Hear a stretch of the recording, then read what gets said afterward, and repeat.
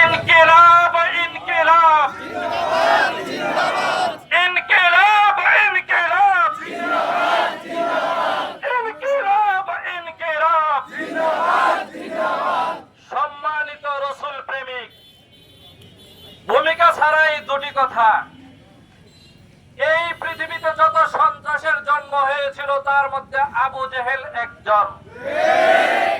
আবু জেহেলকে পৃথিবীর বুক থেকে চিরতরে খতম করেছে কে? ছোট্ট ছোট্ট দুই শিশু মুআজ এবং মুআব্বাস। আজকে উপস্থিত রাসূল প্রেমিকদেরকে আমি আহ্বান করব, সকলেই আজকে থেকে এক একজন মুআজ এবং মুআব্বাস হব। এই বাংলার যেখানেই সাতমে রাসূল মাথা চাড়া দিবে সেখানেই আমরা তাদেরকে দাফন করে দিব। সম্মানিত হাজিরিন, আমরা এর আগে কিছু ছবি দেখছি, মাথায় পট্টি, হাতে তসবিহ, ঘুম থেকে উঠেই যায় নামাজ খোঁজা।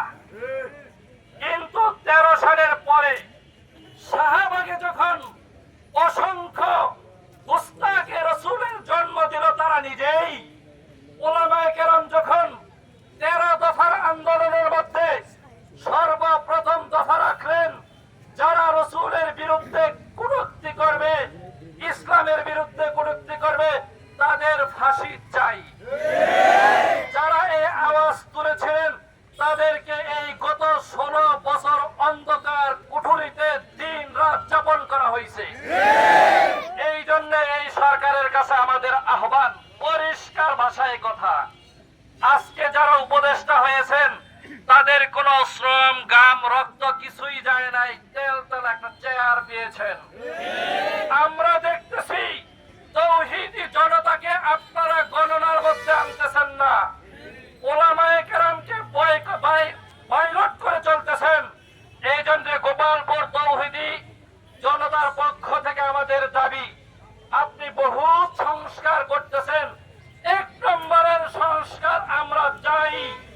যারা শাহবাগে জন্মগ্রহণ করছে পেতাস্তা, যারা গুস্তাখে রাসূল জন্মগ্রহণ করছে, সারা পৃথিবীতে জাতিসংঘের মাধ্যমে বাংলাদেশে